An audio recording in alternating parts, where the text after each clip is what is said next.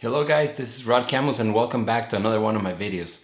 On today's video we're gonna interview an 8-term student from Art Center, actually 2 of them, and get your inside view of what is being on your last term in Art Center. So check it out.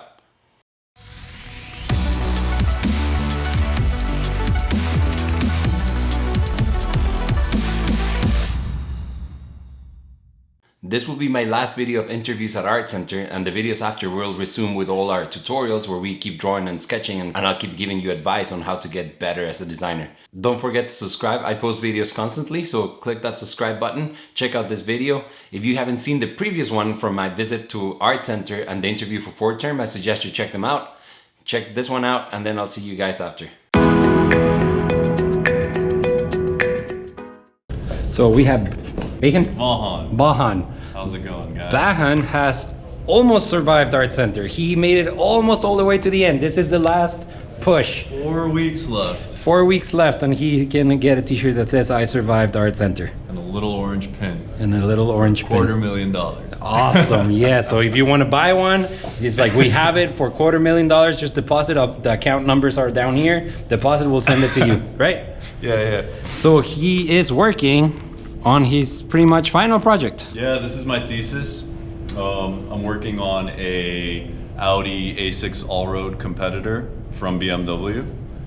I really like BMW's adventure motorcycles, and I thought I'd take some of that soul and bring it into a family vehicle. Yeah, so that's like a typical Friday adventure for this buyer who, like, the buyer is basically a GS adventure bike rider who upgraded to a family, so now he needs a vehicle that can suit his family and have the soul of his adventure bike. So a typical Friday adventure for this guy would be he drops the kids off at school in the morning, he goes packs the camping gear, picks the kids up from school, and they're off to camping all in one day. This is the Friday adventure, as I like to call it. So this is all your like shape exploration, kind of like getting an idea. Yeah, so I came up with this like theme from this motorcycle and the fuel tank of it. And I'm slowly trying to develop that into a production vehicle. And those 3 renderings at the end, yep, those ones, that's basically where the design is at right now. These things are huge and beautiful. Can you stand there so they can get an idea of the scale of this thing? Those are big, beautiful drawings. Yeah. And you can see it's like they're very impactful. You can see them from across the room and they just catch your eye. You want to come see them. Thanks, man. It's very, very refined shape. It's very clean. So it's really cool. I was explaining to them that a lot of people just want to add everything they like. It's like, oh, I'll put a wing and I'll put like more intakes and more like and you can do something like really clean and very beautiful. I think design is slowly, automotive design specifically, is slowly going to go back to simpler shapes and forms and less of this crazy, angular, overly like 6-spoiler Honda Civics. I think that's going to be the future. Cool. So do you do any of these sketches by hand, then scan it and finish it digital, or is fully digital the whole process? It depends, to be honest. Like these sketches were done with pencil. Okay. And then the value was added with Photoshop. Okay, so that's kind of like a hybrid that we were talking about where you do. Yeah, and this, I sketched it digitally and added the value in Photoshop. And most of those are sketched on paper, scanned, and then value is added in Photoshop. Okay. Because you can't Command Z a marker, right? I've noticed that with a lot of people that it's putting color and stuff.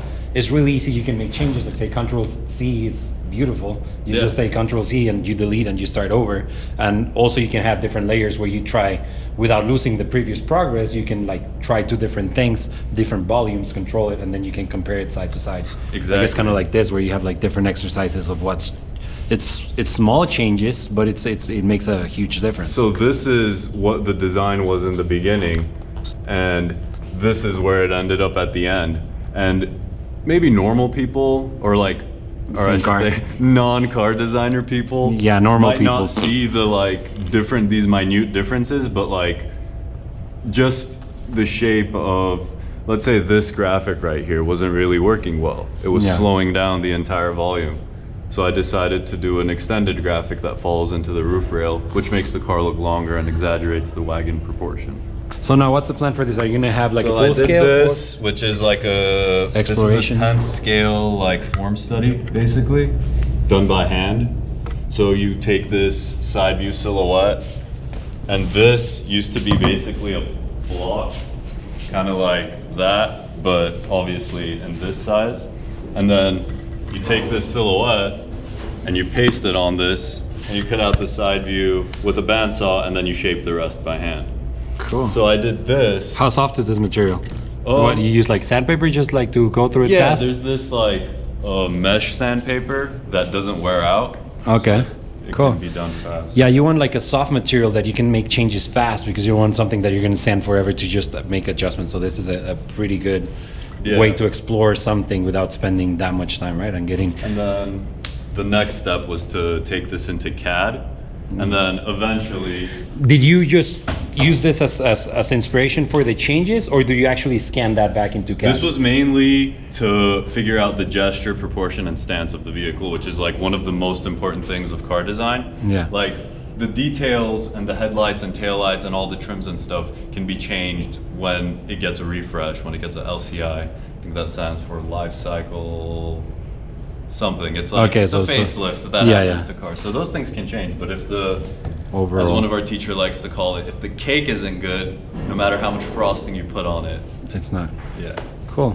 A lot of people start like doing the headlight. I'm like, no, like you need a volume. That's the you end. need like the proportion. You need to know what you're doing, and then you can add all the detail you want. But that's the very last thing you do. Yeah, that's true. Cool. So then from there, you're gonna make this guy. I'm currently working on the file in CAD, and then this big block of foam is going to get milled into the final model. Then it's going to get primed, surfaced, painted, like any body shop would do to a car, basically. Okay. Catalyzed primer, automotive paint, clear coat, yeah. And then buffing if you're crazy. It's already in there. You just have to carve it out. Yeah, well, it's already there. The CNC is going to carve it out. Which is a lot I have easier. to make the file to tell the CNC what to carve. Cool. He's the only one working right now. Where's everybody else? People probably like to work at home, but I like to work here. So when guys like you come and want to make a video or something, I'm here. Yeah. Cool. Cool. So yeah, this is the 8-term studio. I was in this very same studio actually. This was my spot. This was my spot right here. And I'll show you a picture to prove that. This was my spot. Cool. That was my wall. My name was right there. And that was you should 2005. Edit in that photo. Yeah, I'm gonna find that photo. I actually have it here. I'll show it to you. That'd be awesome. But yeah, I'll put it on the video. So we got the same spot. That's so cool. People get the cool spot. Yeah.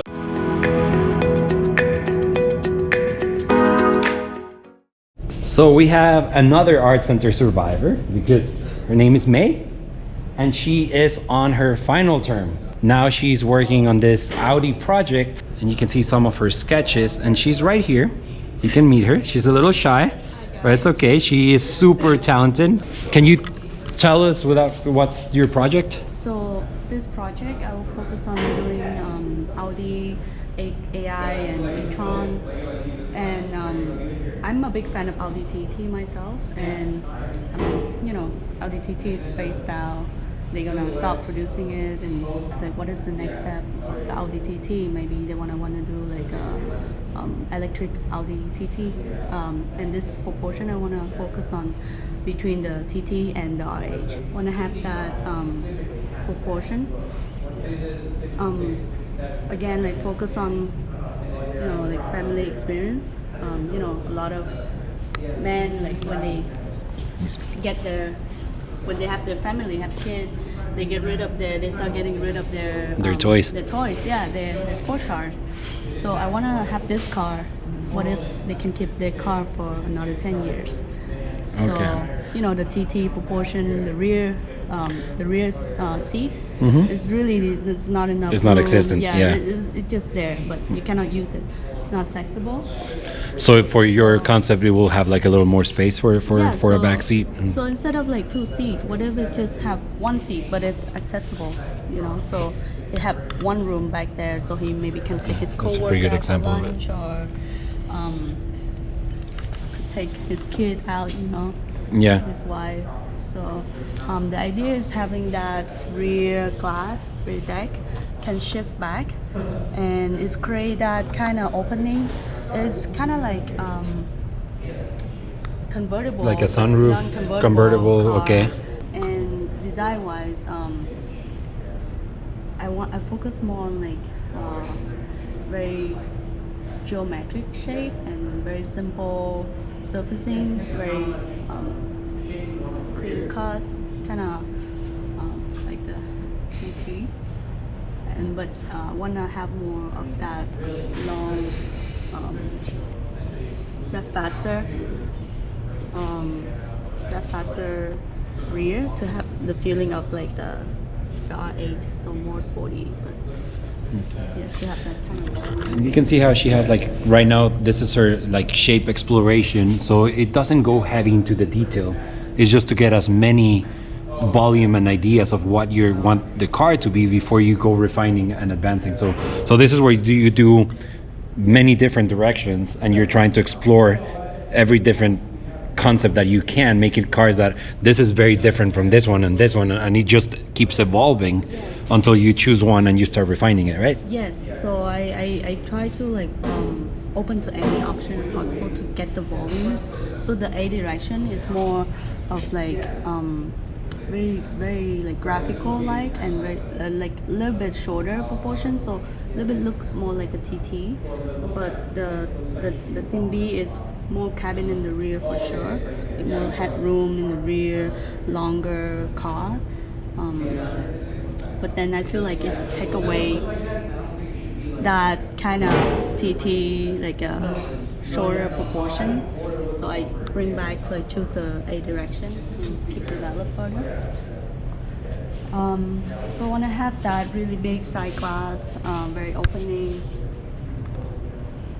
But the rear, since we focus on for like a kid, you know, so a kid like to be being protected, being enclosed. So I want to have. These are beautiful concept, by the way. It's really cool. And but that from the midterm, still look a little bit like short and look a bit kind of too much volume, raw volume.